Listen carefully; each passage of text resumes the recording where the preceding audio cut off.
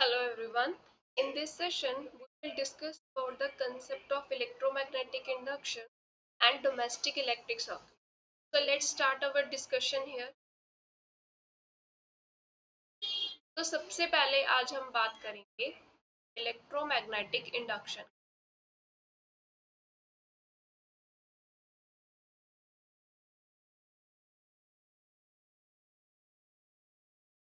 Electromagnetic induction होती क्या है? Whenever the magnetic field lines linked with the coil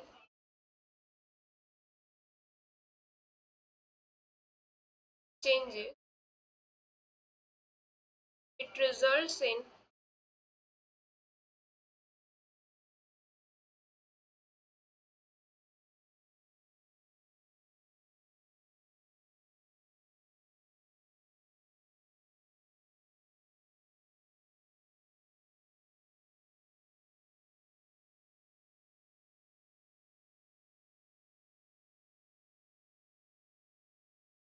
induction of current।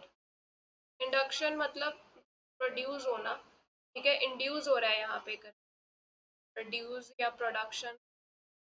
whenever the field lines linked with the coil changes it induce current in the coil, ऐसे लिख।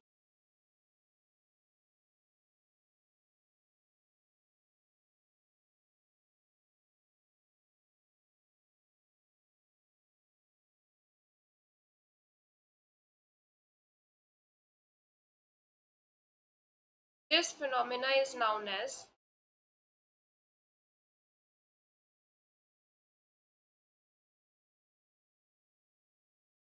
electromagnetic induction।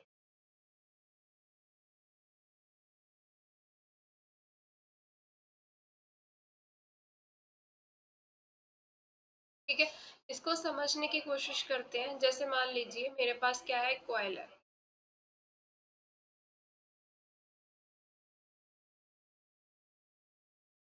कैसे coil ले ली, ठीक है, इसको ऐसे यहाँ पे गैल्वेनोमीटर से अटैच कर, राइट, और यहाँ पे मैंने ले ली एक बार मैग्नेट। लेट्स से ये इसका नॉर्थ पोल है, ये इसका साउथ, ठीक है। अब मुझे पता है बार मैग्नेट की जो फील्ड लाइंस है वो कुछ ऐसी दिखेंगी,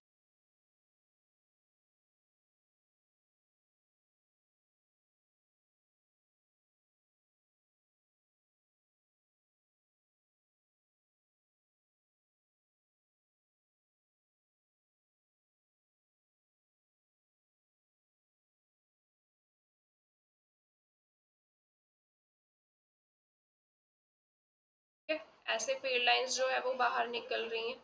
ये फील्ड लाइंस जो होती है हमेशा क्लोज लूप बनाती है, ठीक है। अब जब इस मैग्नेट को इस कॉइल के नजदीक लेके जाएंगे, ठीक है, इससे पास करेंगे, when the magnet pass move close to the coil, तो जब इसको इसके नजदीक लेके जाएंगे तो क्या होगा कि ज्यादा number of field lines, more number of magnetic field lines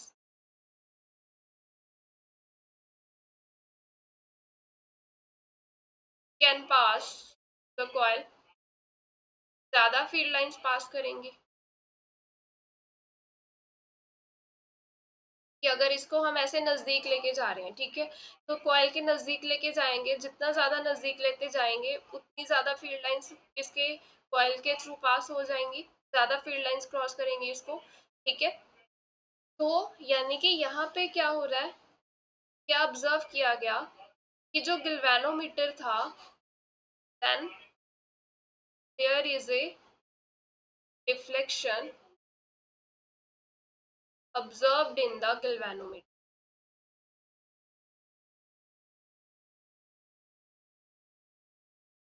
galvanometer में डिफ्लेक्शन ऑब्जर्व की गई। गैल्वेनोमीटर डिफ्लेक्शन तभी शो करता है, this shows there is presence of current,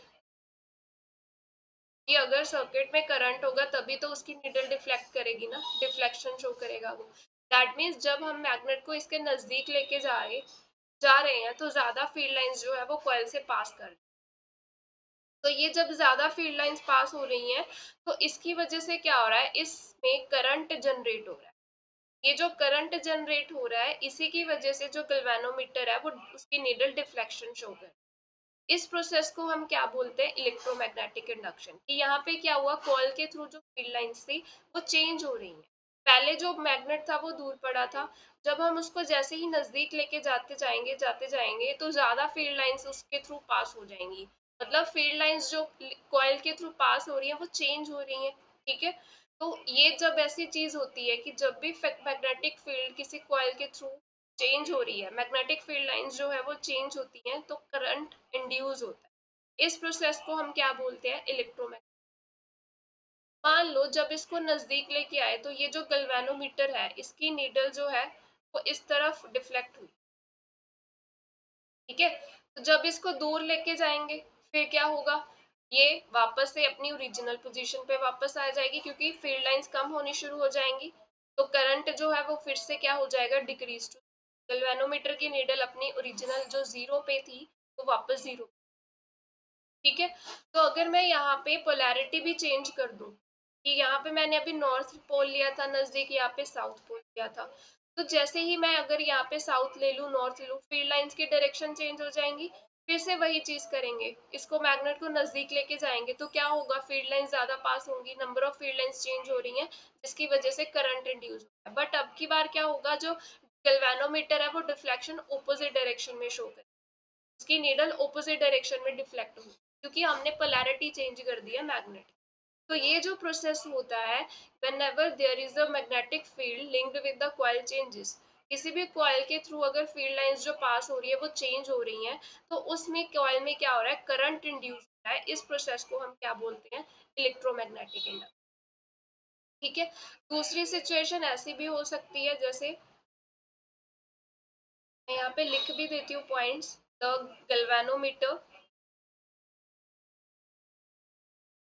shows deflection in opposite direction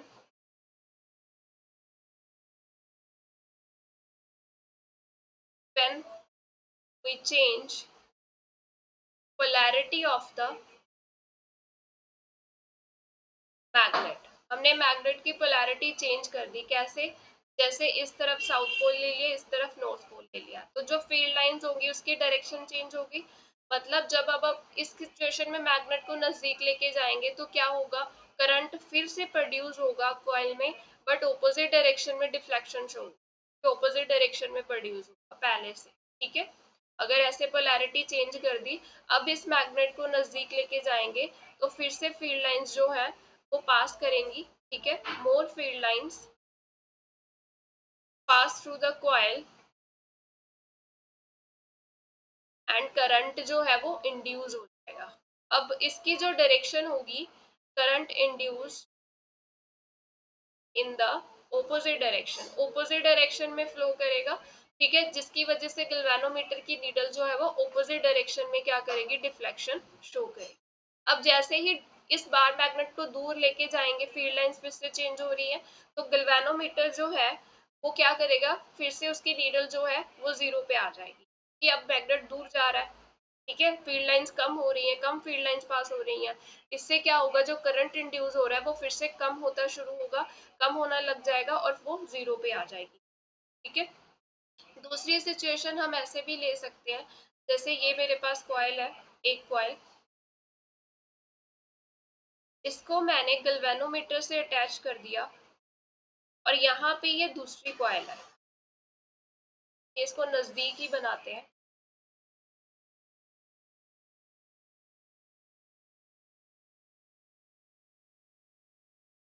ऐसे यहाँ पे दूसरी कॉइल है,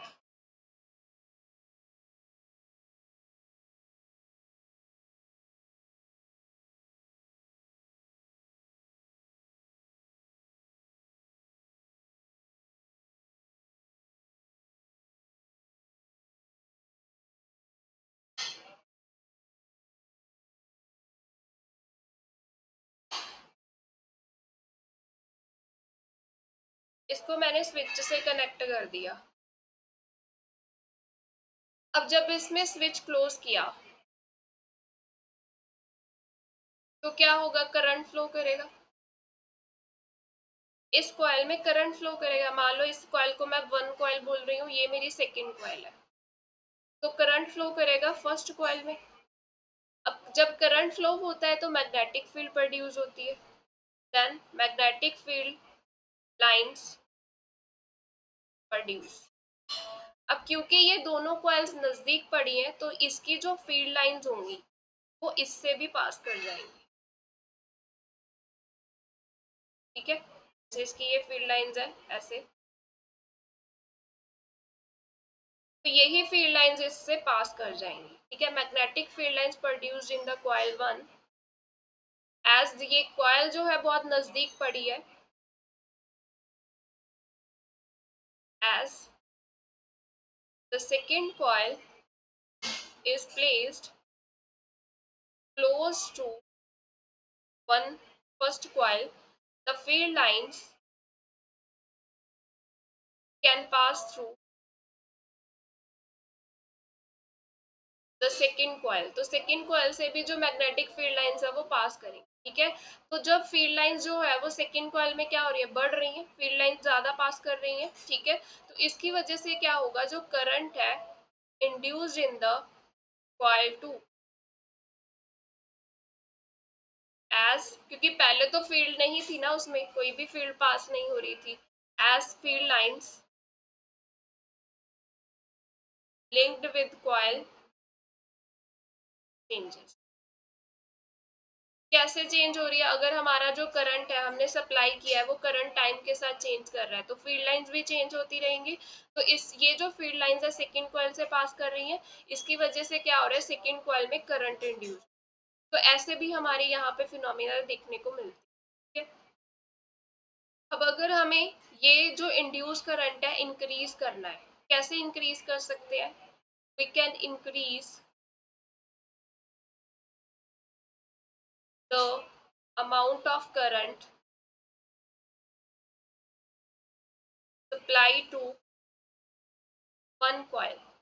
जो कॉइल वन को स्विच के साथ कनेक्ट किया है उसमें करंट फ्लो करे, अगर वो करंट इंक्रीज हो रहा है विद द टाइम, ठीक है, तो वहां पे क्या होगा, फील्ड लाइंस जो है वो ज्यादा, और फील्ड लाइंस जो है वो पास करेंगी कि with the time magnetic field बढ़ती जाएगी ना।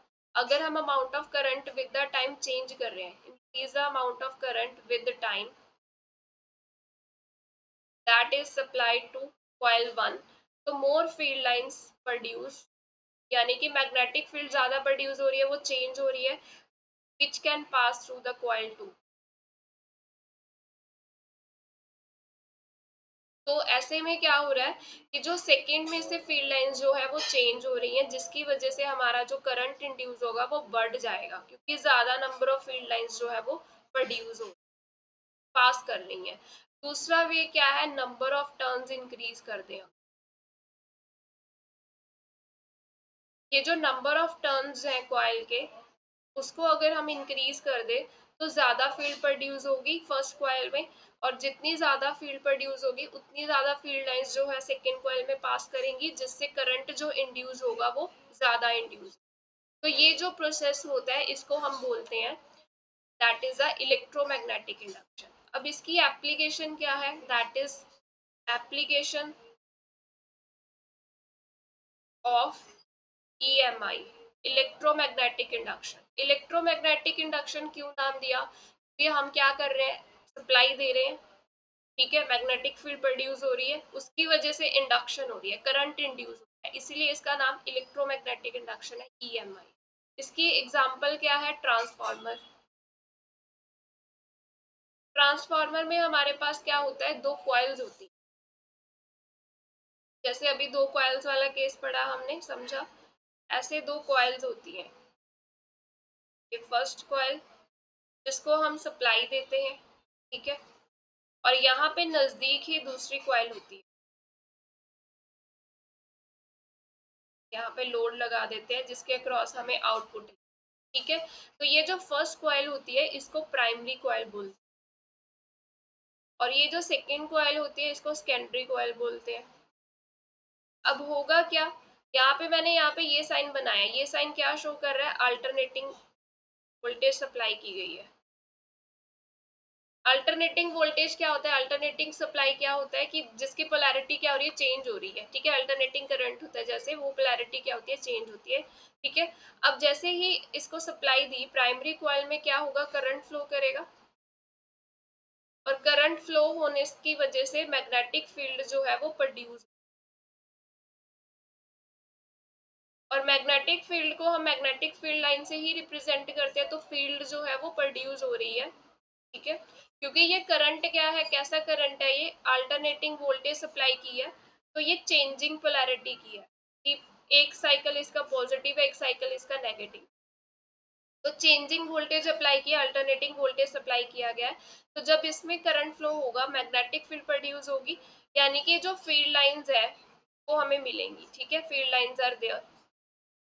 तो क्योंकि सेकेंडरी कॉइल इसके नजदीक पड़ा है, तो यही फील्ड लाइंस जो है सेकेंडरी कॉइल के थ्रू पास कर, ठीक है। दीज फील्ड लाइंस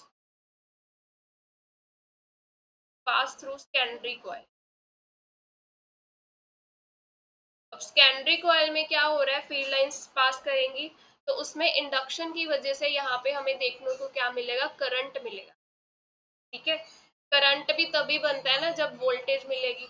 अब जब फील्ड लाइंस इसमें से पास हो रही है, यहाँ पे पहले क्या होता है, इंड्यूस होती है वोल्टेज, उसी वोल्टेज की वजह से क्या होता है, हमें करंट मिलता है, कि अगर वोल्टेज दिया है तभी तो करंट मिलता है। तो ये वर्किंग होती है हमारी ट्रांसफार्मर।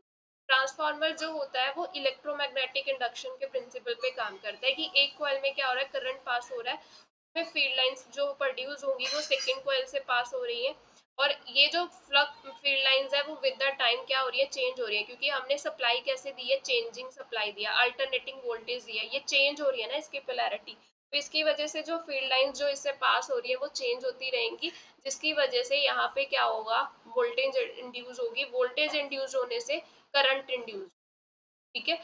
तो ये होती है हमारे पास ट्रांसफार्मर की वर्किंग। अब जो ट्रांसफार्मर होता है वो भी दो टाइप्स का होता है, एक स्टेप अप ट्रांसफार्मर होता है, एक स्टेप डाउन ट्रांसफार्मर होता है।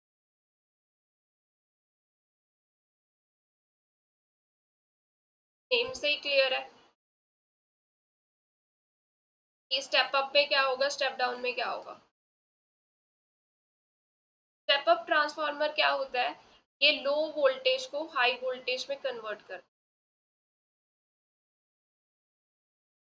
हमें आउटपुट में, यानी कि सेकेंडरी कॉइल के क्रॉस हमने लोड रेजिस्टेंस लगाया, लोड रेजिस्टेंस के क्रॉस ही हम क्या लेते हैं, आउटपुट लेते हैं, तो आउटपुट में ज्यादा वोल्टेज मिलती है, तो वो स्टेप अप ट्रांसफार्मर होता है। स्टेप डाउन ट्रांसफार्मर क्या करता है, ये हाई वोल्टेज को लो वोल्टेज में कन्वर्ट,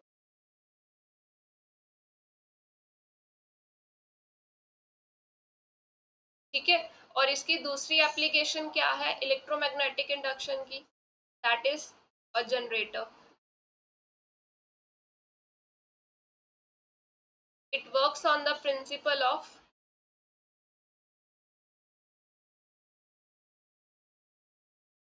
इलेक्ट्रोमैग्नेटिक इंडक्शन।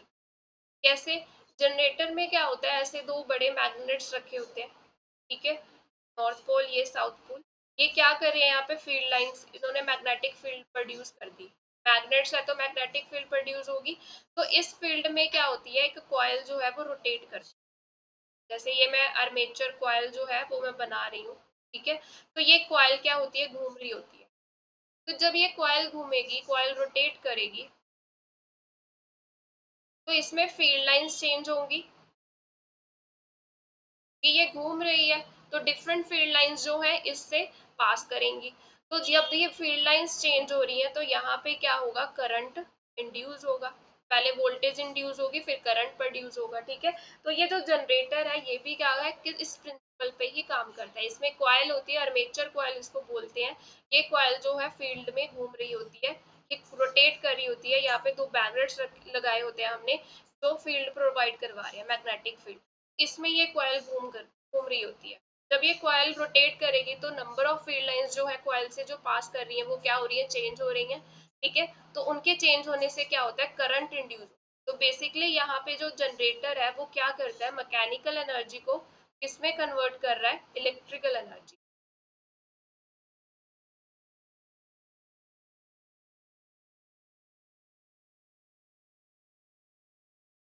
तो इस तरह से ये जो दो हमने अभी एप्लीकेशंस देखी है, ये किसकी एप्लीकेशंस है? Electromagnetic induction. ठीक है। उसके बाद नेक्स्ट कंसेप्ट जो हमें डिस्कस करना है that is domestic electric circuit.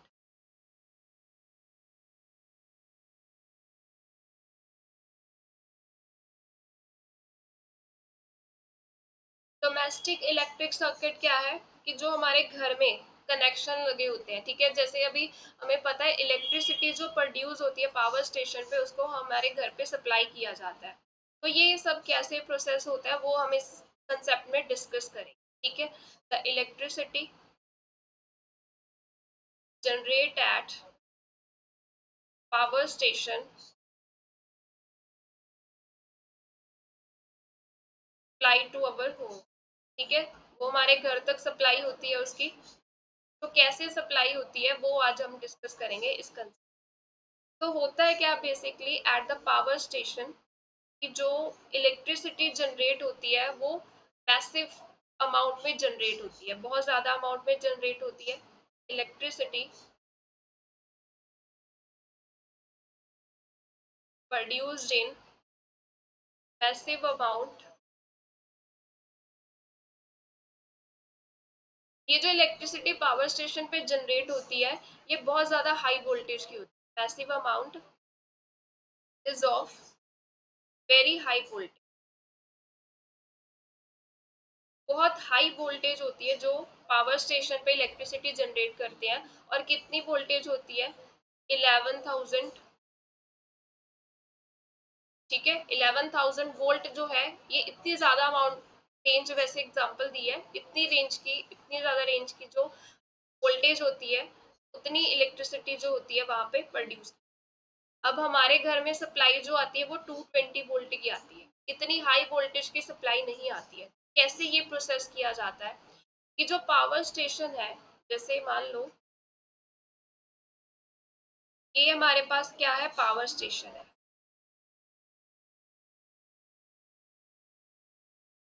Power station में क्या हुआ, इलेक्ट्रिसिटी जनरेट हुई। अब इसको केबल्स के थ्रू से क्या किया जाता है, ट्रांसमिट किया जाता है। ठीक है। The electricity is transmitted with the help of long cables. But हमें पता है जो करंट, अब ये जो इलेक्ट्रिसिटी है केबल्स के थ्रू ट्रांसमिट हो रही है, तो हमें ये भी पता है कि जो करंट होता है उसका इफेक्ट होता है हीटिंग इफेक्ट ऑफ करंट, ने डिस्कस किया है। ठीक है। अब जब ये इलेक्ट्रिसिटी जब फ्लो करेगी केबल के थ्रू, ठीक है, व्हेन करंट, इलेक्ट्रिसिटी जब फ्लो करवाते हैं केबल के थ्रू ट्रांसमिट करवानी होती है हमें, क्या होगा यहाँ पे, जब ये केबल के थ्रू फ्लो कर रही है then some energy is lost due to heating effect of current.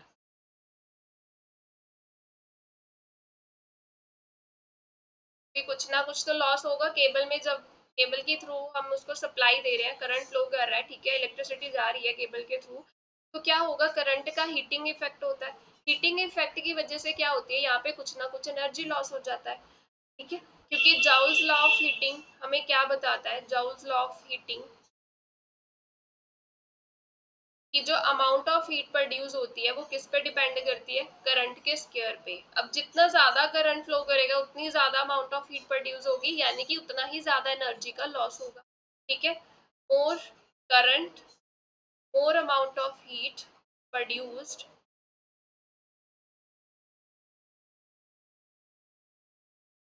And this leads to more energy loss.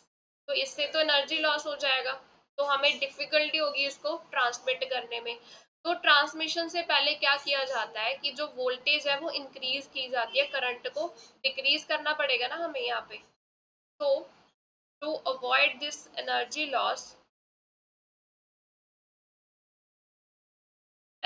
Loss को अवॉइड करने के लिए द वोल्टेज इज इंक्रीज्ड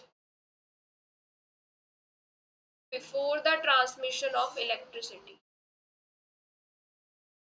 तो ट्रांसमिट करने से पहले क्या किया जाता है, इसकी वोल्टेज और बढ़ा दी जाती है कि हमें करंट को कम कर रहा है। ठीक है, तो यहाँ पे क्या होगा, डायग्राम बना देते हैं थोड़ा सा। जैसे ये पावर स्टेशन है,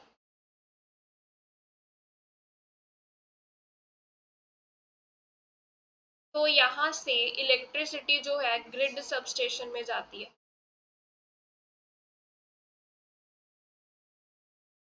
ग्रिड स्टेशन में, ठीक है।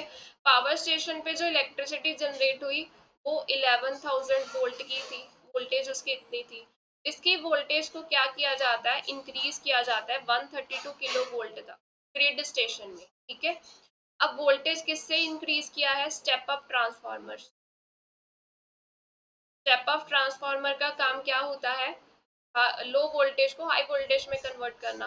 तो ग्रिड स्टेशन पे क्या होता है, ये जो वोल्टेज जिसको हमने सप्लाई करना है उसकी वोल्टेज कितनी है इलेक्ट्रिसिटी की, 11,000 वोल्ट, तो बढ़ा के 132 किलो वोल्ट कर दी, ठीक है।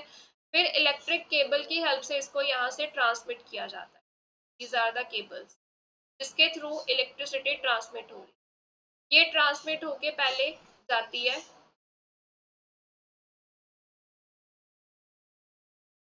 मेन सबस्टेशन पे। मेन सबस्टेशन पे क्या होता है, यहाँ पे स्टेप डाउन ट्रांसफॉर्म किया जाता है ताकि ये जो सप्लाई हमें मिल रही है वो हाई वोल्टेज पे थी, अब इसकी वोल्टेज कम कर दी जाती है 33 किलो वोल्ट, 132 से 33 किलो वोल्ट तक जो है वो कम किया जाता है वोल्टेज स्टेप डाउन ट्रांसफार्मर की हेल्प। फिर यहाँ मेन सब स्टेशन से जाते हैं इंटरमीडिएट सब स्टेशन।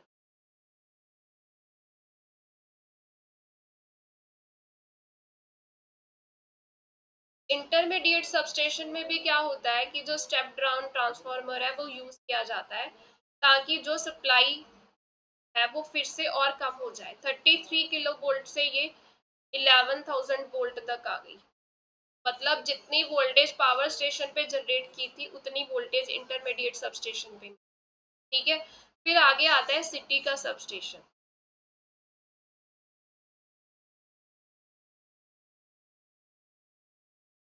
यहाँ पे भी step transformer, step down transformer use किया जाता है।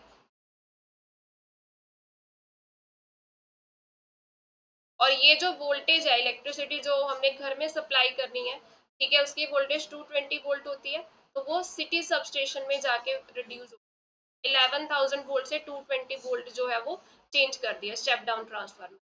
अब ये जो सिटी सबस्टेशन है इससे आगे घर में हमारे इलेक्ट्रिसिटी जो है वो सप्लाई होती है, यहाँ से हमारे घर में आती है अवर होम। तो इस तरह से जो इलेक्ट्रिसिटी है वो ट्रांसमिट की जाती है, ठीक है, पावर स्टेशन से हमारे होम। क्योंकि हमारे घर में जो सप्लाई आती है that is of 220 volt, 20 volt supply reach at our home. और फ्रीक्वेंसी कितनी होती है, 50 हर्ट्ज। जो सप्लाई हो रही है इलेक्ट्रिसिटी, ठीक है, उसकी फ्रीक्वेंसी कितनी है, 50 हर्ट्ज। और ये जो इलेक्ट्रिसिटी सप्लाई करते हैं ये किस फॉर्म में होती है, अल्टरनेटिंग करंट की फॉर्म में। अल्टरनेटिंग करंट क्या होता है, जो अपनी पोलैरिटी चेंज कर सकता है, ठीक है, उसकी फॉर्म में ये इलेक्ट्रिसिटी घर पे सप्लाई होती है। और कितनी सप्लाई होती है, 220 सप्लाई पहुंचती है हमारे घर में और फ्रिक्वेंसी होती है 50 हर्ट्ज। अब जब घर में सप्लाई आ गई है तो आगे कनेक्शन कैसे किए जाते हैं, ठीक है। तो electricity comes to our home, हमारे घर में सप्लाई हो गई, हमारे घर में क्या एक मेन बॉक्स होता है, ठीक है, यहाँ पे इसमें क्या होती है हमारे पास, यहाँ पे जो इलेक्ट्रिसिटी हमारे घर में आती है अब किसकी हेल्प से आती है, बाय टू वायर्स। पहले दो वायर्स की बात करते हैं, एक होती है लाइव वायर, एक होती है न्यूट्रल वायर, ठीक है। जो लाइव वायर होती है वो 220 वोल्ट पोटेंशियल पे होती है और ये जो न्यूट्रल वायर है ये 0 वोल्ट पे होती है। अब दोनों के बीच का पोटेंशियल डिफरेंस कितना मिल रहा है, दैट इज 220 वोल्ट। ठीक है, तो जब इलेक्ट्रिसिटी घर तक तो आ गई, आगे भी तो कनेक्शन देखना ना कैसे जा रहे हैं। तो घर में हमारे क्या होती है, दो वायर्स होती है, एक लाइव वायर, एक न्यूट्रल वायर। तीसरी वायर भी होती है, वो भी डिस्कस करेंगे, पहले इनको देखते हैं। ये जो लाइव वायर होती है ये किस पोटेंशियल पे होती है, 220 वोल्ट पे होती है। और न्यूट्रल वायर जो होती है वो 0 वोल्ट। तो ये मेन बॉक्स में प्रेजेंट होती है।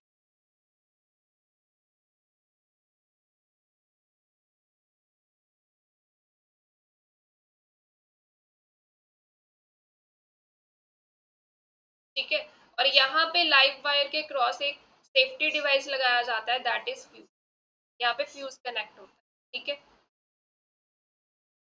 ये जो वायर्स है ये मेन बॉक्स से आगे किसके साथ कनेक्ट होती हैं, इलेक्ट्रिसिटी मीटर के साथ।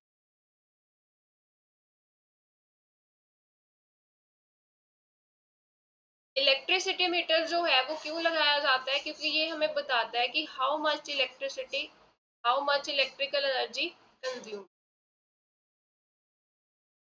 कि हमने कितना इलेक्ट्रिक एनर्जी कंज्यूम किया है, वो हमें इलेक्ट्रिसिटी मीटर से पता चलता है। और ये जो इलेक्ट्रिसिटी मीटर है ये कितनी एनर्जी कंज्यूम हुई है ये बताता तो है, बट इसकी जो कमर्शियल यूनिट, ये एनर्जी को किस यूनिट में मेजर करता है, किलोवाट आवर में। ये कमर्शियल यूनिट है हमारी,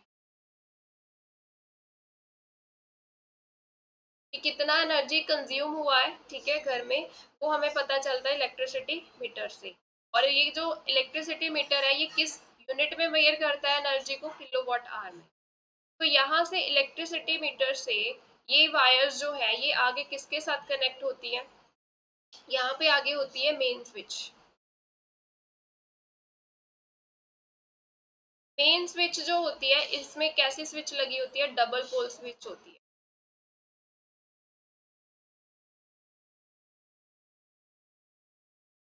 डबल पोल स्विच का मतलब क्या है, कि मान लो अगर हमने घर में कोई रिपेयर वगैरह का काम करवाना है, कुछ करना है, तो हमें मेन सप्लाई बंद करनी पड़ती है। तो ये डबल पोल स्विच क्या करती है, it helps break connection of both wires. तो जो दो वायर्स है हमारी, लाइव वायर न्यूट्रल वायर, उनका कनेक्शन ये डबल पोल स्विच क्या करती है, ब्रेक कर देती है। ठीक है, ड्रॉ कर देती हूँ। ये रेड वाली जो है this is the live wire, और black that is a neutral wire. ये कलर भी ऐसे ही होते हैं। इलेक्ट्रिसिटी मीटर से पास हुई, यहाँ पे मेन स्विच आ गई। ठीक है, मेन स्विच के आगे क्या होता है हमारे पास,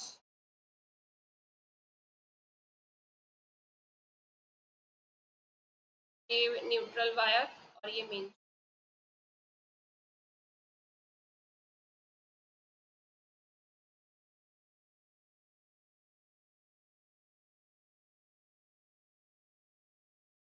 स्विच से आगे यहाँ पे हमारा होता है डिस्ट्रीब्यूशन बॉक्स।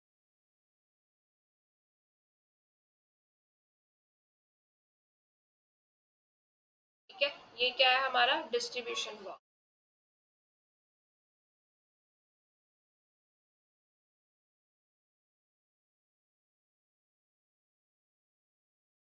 डिस्ट्रीब्यूशन बॉक्स किस पर्पस के लिए होता है, इसमें बहुत सारे एमसीबीज प्रेजेंट होते हैं, वेरियस एमसीबी। अभी डिस्कस करेंगे थोड़े टाइम में। एमसीबीज मतलब मिनिएचर सर्किट ब्रेकर, ये प्रेजेंट होते हैं। अब ये डिस्ट्रीब्यूशन बॉक्स है, यहाँ से हमारा जो है डिफरेंट कनेक्शंस जो है वो आगे जाते हैं। ठीक है, घर में हमने इतने सारे इलेक्ट्रिक अप्लायंसेस जो है वो कनेक्ट यूज करते हैं हम, तो सबका सर्किट तो कंप्लीट होना चाहिए। तो डिस्ट्रीब्यूशन बॉक्स के आगे क्या होता है, कि हमारे दो तरह के सर्किट हमें मिलते हैं यहाँ पे देखने। कौन कौन से, एक हमारा होता है लाइटनिंग सर्किट, सर्किट्स, दो तरह के सर्किट आगे हमें देखने को मिलते हैं, एक होता है लाइटनिंग सर्किट, एक होते हैं पावर सर्किट।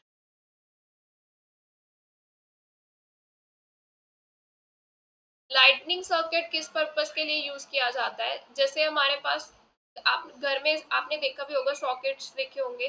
ठीक है, दो तरह के सॉकेट्स होते हैं, एक तो वो जिनमें ये होल जो होते हैं वो छोटे छोटे ऐसे वाले, ठीक है। दूसरा कैसा होता है, जिनमें होल बड़े होते हैं, ये वाला बहुत बड़ा होता है, बड़े बड़े होते हैं। ठीक है, तो ये जो लाइटनिंग सर्किट है, ये ये जो कनेक्शन किया ना, ये वाला सॉकेट, ये लाइटनिंग सर्किट ही है हमारा। ठीक है, लाइटनिंग सर्किट हम किस पर्पस के लिए यूज करते हैं, जो जिनको कम सप्लाई चाहिए ऑन करने के लिए। ठीक है, जो अप्लायंसेस कम वोल्टेज जिनको चाहिए ऑन करने के लिए, लो पावर रेटिंग डिवाइसेस के लिए होता है, उनके लिए ये सर्किट जो है वो यूज किया जाता है, lightning circuit, low power rating device. कितने मतलब जो वर्क करते हैं, works at 5 ampere current mainly. ठीक है, और जो पावर सर्किट होता है, ये हाई पावर रेटिंग डिवाइसेस के, कि जिनको ज्यादा सप्लाई चाहिए वर्क करने के लिए, जैसे अप्रोक्सीमेटली 15 to 16 एम्पियर करंट चाहिए इनको वर्क करने। तो लाइटिंग सर्किट में हम कौन से डिवाइसेस यूज कर सकते हैं, जैसे हमारा बल्ब हो गया, ठीक है, टीवी हो गया, लैपटॉप हो गया, ये सारे क्या है, लाइटनिंग सर्किट्स में कनेक्ट होते हैं। और पावर सर्किट में जैसे हमारा रेफ्रिजरेटर हो गया, एसी हो गया, ठीक है, और इलेक्ट्रिक आयरन हो गई, जिनको ज्यादा सप्लाई चाहिए, हाई पावर रेटिंग डिवाइसेस, तो इनको हम पावर सर्किट में कनेक्ट करते हैं।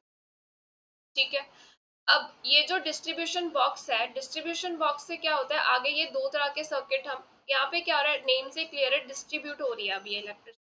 हमने डिफरेंट डिफरेंट क्या बनाने हैं, यहाँ पे सर्किट्स बनाने हैं। ठीक है, ताकि हम अपने घर में क्या है, अप्लायंसेस को यूज करें। तो यहाँ से डिस्ट्रीब्यूशन बॉक्स से दो तरह के सर्किट हम कनेक्ट करते हैं, एक लाइटनिंग सर्किट, एक पावर सर्किट। ठीक है, और ये जो कनेक्शन होता है यहाँ पे, वो कैसा कनेक्शन होता है, सर्किट्स का पैरेलल कनेक्शन होता है।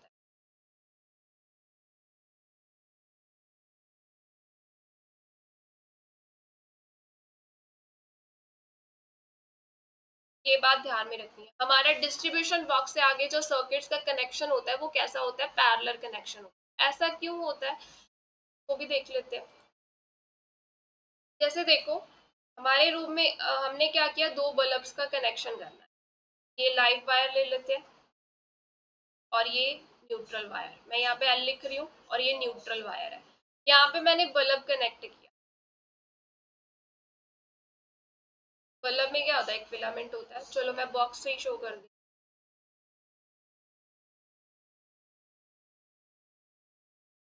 जैसे मान लो मुझे फर्स्ट बल्ब जो है वो कनेक्ट करना है, तो इसका एक एंड किसके साथ कनेक्ट होगा, लाइव वायर के साथ। दूसरा एंड किसके साथ कनेक्ट होगा, न्यूट्रल वायर के। ठीक है, इसी तरह से दूसरा बल्ब है, उसको भी कनेक्ट करेंगे, एक जो जाएगा लाइव वायर के साथ एंड जाएगा, दूसरा न्यूट्रल वायर के साथ जाएगा।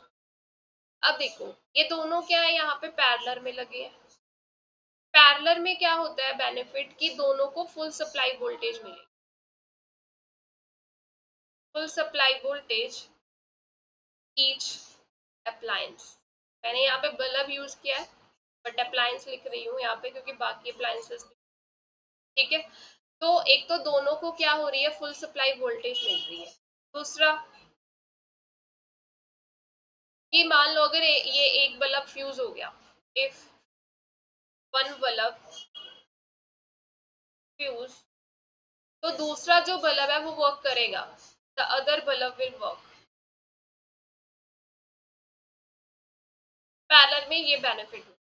ठीक है, अगर यही कनेक्शन हम सीरीज में लगाते, इफ डिस्ट्रीब्यूशन फंक्शन, जो डिस्ट्रीब्यूशन बॉक्स है उससे आगे कनेक्शन जो सर्किट्स के हमने लगाने, अगर वो सीरीज में होते, तो क्या होता, सीरीज में क्या होता है कि वोल्टेज डिवाइड हो जाती, वोल्टेज गेट डिवाइडेड। ठीक है, जैसे इसको वोल्टेज अगर पीछे से 220 आ रही है, तो इसको कम वोल्टेज, दोनों में अप्लायंसेस जितने भी कनेक्ट किए हैं हमने, सीरीज में कनेक्ट किए हैं, सब में जो वोल्टेज थी वो क्या होती, डिवाइड होती, मतलब फुल सप्लाई नहीं मिलेगी अप्लायंस को। दूसरा, कि अगर एक, जैसे ये बल्ब ही कनेक्ट किए हैं, तो अगर एक बल्ब फ्यूज हो गया, इफ वन बल्ब फ्यूज, तो दूसरा भी वर्क नहीं करेगा, अदर विल नॉट वर्क, क्योंकि सीरीज में कनेक्ट है। तो सीरीज में इसीलिए हम नहीं लगाते, हम यहाँ पे डिस्ट्रीब्यूशन बॉक्स से आगे जो सर्किट्स लगाते हैं, जो कनेक्शंस बनाते हैं वो पैरेलल सर्किट्स होते हैं। पैरेलल सर्किट कैसे, एक लाइटनिंग सर्किट होगा, एक हमारे पास पावर सर्किटिंग होगी, जिसमें हम हाई रेटिंग डिवाइस कनेक्ट करते हैं, और लाइटनिंग सर्किट में हम लो पावर रेटिंग डिवाइसेस को कनेक्ट करते हैं, और ये कनेक्शन पैरेलल कॉम्बिनेशन। ठीक है, तो ये था यहाँ तक। अब तीसरी वायर की बात कर लेते हैं। हमारे पास अभी जैसे मैंने बताया, एक लाइव वायर है हमारे पास, एक न्यूट्रल वायर है। तीसरी वायर जो होती है that is the earth wire. Earth wire जो होता है ये किस पर्पस के लिए यूज किया जाता है, फॉर अर्थिंग। अब ये अर्थिंग कैसे करते हैं, जैसे क्या हमने बनाया था, यहाँ पे मेन बॉक्स था, ठीक है, जिसमें ये लाइव वायर, ये फ्यूज लगा दिया, ये न्यूट्रल वायर। आगे क्या है, इलेक्ट्रिसिटी मीटर है, मीटर से आगे मेन स्विच था,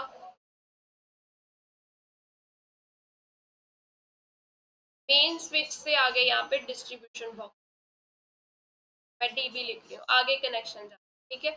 अब ये जो अर्थ वायर है ये किसके क्रॉस लगाते हैं, मीटर के क्रॉस लगाते हैं, ठीक है। होता क्या है बेसिकली, यहाँ पे मीटर के क्रॉस यहाँ पे कॉपर रोड जो है वो कनेक्ट की जाती है, ये कॉपर की रॉड है। इसका दूसरा एंड जो है अंडरग्राउंड, यहाँ पे जैसे ये अंडरग्राउंड क्या है, एक होल डिग किया गया है 2 to 3 मीटर डीप, ठीक है, डीप होल यहाँ पे डग करते हैं अंडरग्राउंड, और इस रॉड का दूसरा एंड यहाँ पे होता है, ठीक है। ये कॉपर रोड है, इसका दूसरा एंड यहाँ पे अंडरग्राउंड किया गया है, और यहाँ पे दूसरे एंड में यहाँ पे क्या होता है, रॉड के क्रॉस यहाँ पे एक कॉपर प्लेट होती है, ऐसे कुछ, यहाँ पे ऐसे, ये क्या होती है, कॉपर की प्लेट होती है। यहाँ पे मिक्सचर यूज किया जाता है कॉपर प्लेट के across, mixture of charcoal and salt. ये किस पर्पस के लिए यूज किया जाता है मिक्सचर, ताकि ये जो कॉपर प्लेट है या जो हम कनेक्शन बनाना चाहते हैं, ठीक है, यहाँ पे कॉपर रॉड कनेक्ट किया, आगे नीचे यहाँ पे प्लेट है, प्लेट किसके साथ कनेक्ट है, अर्थ के साथ, तो हमने अर्थिंग करनी है, तो ये मिक्सचर क्या हेल्प करता है कि अर्थ जो कॉपर है और जो अर्थ है दोनों का अच्छे से कनेक्शन बन जाए, ठीक है। इन दोनों को कनेक्ट करने के लिए ये मिक्सचर यहाँ पे यूज किया जाता है। अब जो अर्थिंग है वो किस पर्पस के लिए यूज की जाती है, मान लो अगर घर में हाई करंट आ जाए, if high current supply is there, by chance किसी रीजन की वजह से हाई करंट सप्लाई हो जाती है एट होम, तो जो एक्सेस करंट है वो कहाँ पे जाएगा, ग्राउंड में जाएगा। एक्सेस करंट जो होगा, एक्सेस सप्लाई जो होगी उसकी अर्थिंग हो जाएगी। कैसे, ये इसके साथ कनेक्ट कर दिया, ये आगे ऐसे कनेक्ट होते हैं। अब मान लो एक्सेस करंट आ गया किसी भी तरीके से, जैसे शॉर्ट सर्किट हो गया या फिर ओवरलोडिंग होगी, इनकी वजह से क्या हुआ, एक्सेस करंट आ गया, सप्लाई आ गई घर में, तो क्या होता है कि ये जो एक्सेस करंट है वो कहाँ पे जाएगा, ये अर्थिंग वायर के थ्रू ये ग्राउंड में चला जाएगा, तो हम जो है वो हमारा घर सेफ रहे। अगर हम अर्थिंग नहीं करते, if earthing is not done, तो क्या होगा कि जो वायर्स है वो हीट अप हो जाएंगी, वायर गेट्स हीट अप, गर्म हो जाएंगी, गर्म होने से क्या होगा, फायर एक्सीडेंट हो सकता है घर में, तो अर्थिंग भी करनी जरूरी है, ठीक है। अर्थिंग हमारी सेफ्टी पर्पस के लिए ही की जाती है कि अगर बाय चांस घर में ज्यादा सप्लाई आ जाए तो क्या होगा, एक्सेस सप्लाई जो है वो क्या होती है, ग्राउंड में चली जाती है, अर्थ में चली गई, ये करंट जो एक्सेस करंट आया वो ऐसे ग्राउंड में चला गया, इसको बोलते हैं अर्थ वायर, ठीक है। अब जैसे वायर्स हमने देखी है, ठीक है, डिफरेंट कलर्स की हमें दिखती है, एक रेड कलर की होती है, ठीक है, एक ब्लैक कलर की इंसुलेशन के साथ होती है, एक ग्रीन कलर की इंसुलेशन के, ये जो रेड कलर वाली वायर होती है ये लाइव वायर होती है, और जो ब्लैक कलर वाली होती है वो न्यूट्रल होती है, और जो ग्रीन वाली होती है वो अर्थिंग वायर होती है। ये कलर्स इसीलिए डिफाइन किए गए ताकि हमें पता चल सके कि कौन सी वायर क्या है, लाइव वायर है, कौन सी न्यूट्रल, कौन सी अर्थिंग के लिए यूज, ठीक है। ये क्या थी, ये ओल्ड नोटेशंस थी, ये पहले यूज की जाती थी, ओल्ड, तो कह लो ओल्ड ऐसे था। न्यू जो है वो कैसे चेंज किया जाता है, अभी कन्वेंशन जो है, ब्राउन कलर की जो है वो लाइव वायर होती है, लाइट ब्लू कलर वो न्यूट्रल वायर को शो कर रही है, ठीक है। अर्थिंग के लिए ग्रीन या फिर येलो वायर। तो ये कलर अब यूज करते हैं। कहीं कहीं ये भी देखने को मिलती है, ये पुरानी नोटेशन है बट न्यू नोटेशन जो है वो ये है। अगर ऐसे कलर की वायर्स दिख रही है तो उसमें ब्राउन कलर की वायर लाइव वायर होगी, लाइट ब्लू वाली न्यूट्रल होगी, ग्रीन और येलो वाली अर्थिंग के लिए यूज, ठीक है।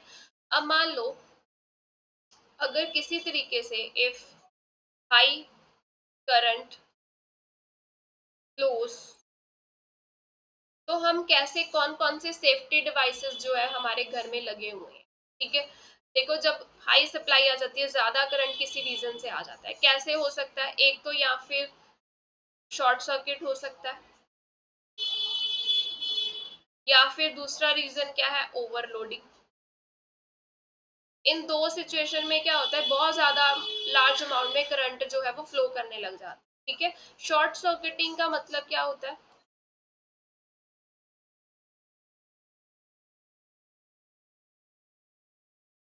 शॉर्ट सर्किट का मतलब होता है कि बाय एक्सीडेंटली अगर लाइव वायर और neutral wire come in contact with each other,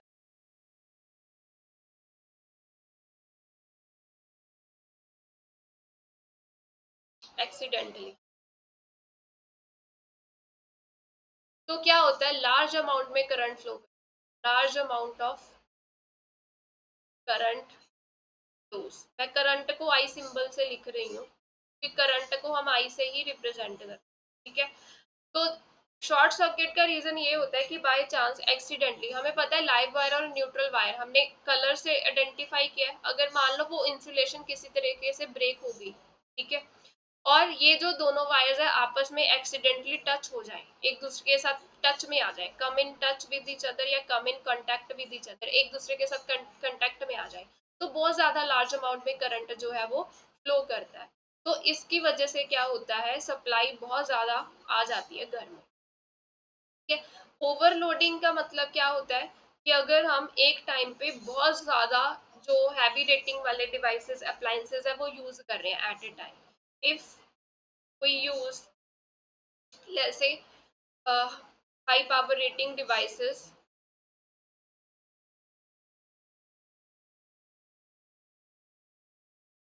at a single time, जैसे मैंने इसका मतलब क्या है कि एक ही टाइम पे आपने एसी भी ऑन किया हुआ है, आप फ्रिज भी यूज, फ्रिज तो चलो यूज रहती है, वॉशिंग मशीन भी यूज कर रहे हो, ठीक है, इलेक्ट्रिक आयरन भी यूज कर रहे हो, ये सारे डिवाइसेस एक टाइम पे यूज करने लग जाओ तो क्या हो जाती है, ओवरलोडिंग हो जाती है। या फिर ओवरलोडिंग का मतलब क्या है, व्हेन टू मैनी अप्लायंसेस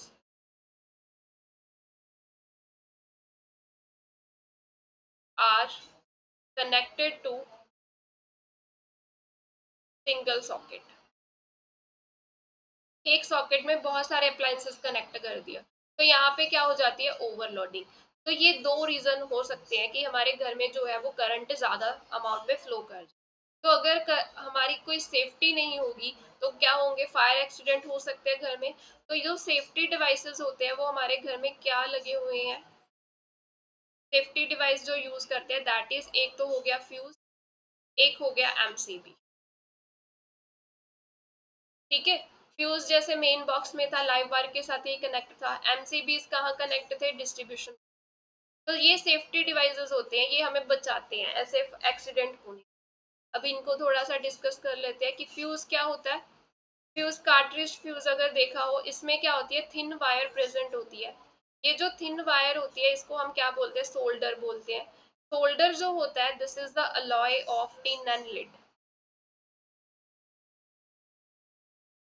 ठीक है। और ये जो सोल्डर है इसकी रेजिस्टेंस क्या होती है, हाई रेजिस्टेंस होती है। दूसरा, इसका मेल्टिंग पॉइंट कम होता है।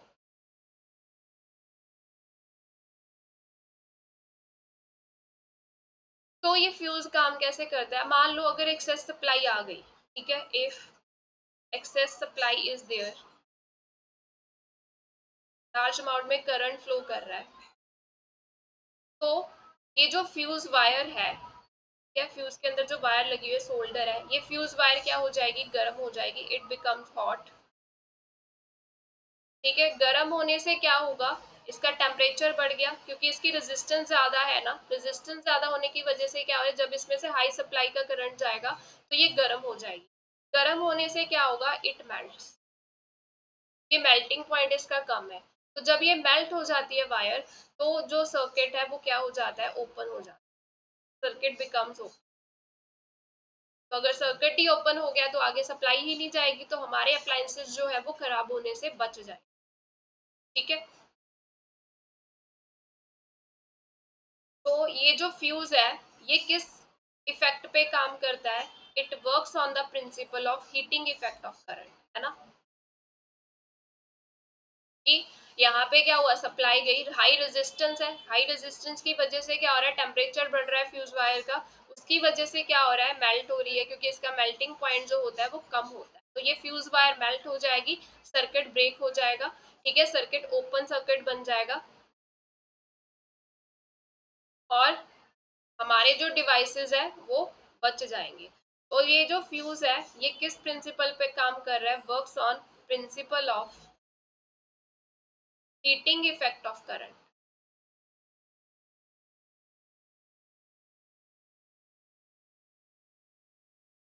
तो इस तरह से हमारी जो डिवाइसेस है वो सेफ होती है। एमसीबीज क्या होती है, ये भी हमने डिस्ट्रीब्यूशन बॉक्स में देखा कि एमसीबीज प्रेजेंट होती है।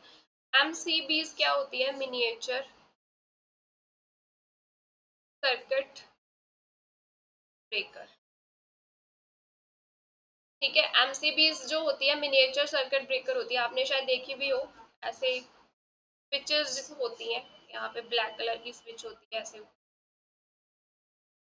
अगर देखी हो तो, जब एक्सेस सप्लाई आती है, when excess supply is there, तो ये जो एमसीबीज है ये स्विच को क्या कर देते हैं, कट ऑफ, पुल ऑफ कर देते हैं, MCBs puts of the switch.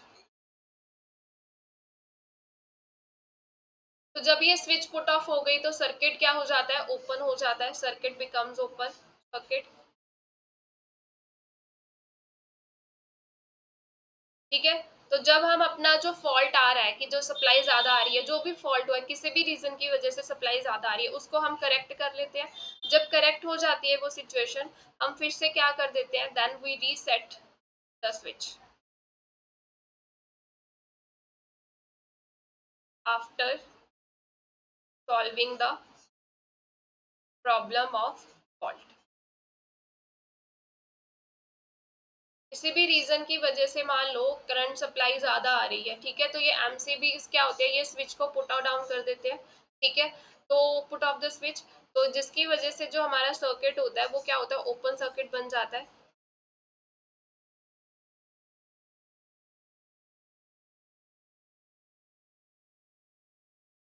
ठीक है, करंट सप्लाई ऑफ हो जाती है, सर्किट ओपन सर्किट हो जाता है, और जो भी फॉल्ट होगा, जिसके जिस रीजन की वजह से एक्सेस सप्लाई आई थी, उसको फिर हम करेक्ट करेंगे, उसके बाद ये जो स्विच थी उसको फिर से रीसेट कर देते। तो इस तरह से ये जो एमसीबी है वो काम करता है। बेसिकली एमसीबी में होता क्या है, इनसाइड द एमसीबी क्या होता है, इलेक्ट्रोमैग्नेट प्रेजेंट होता है।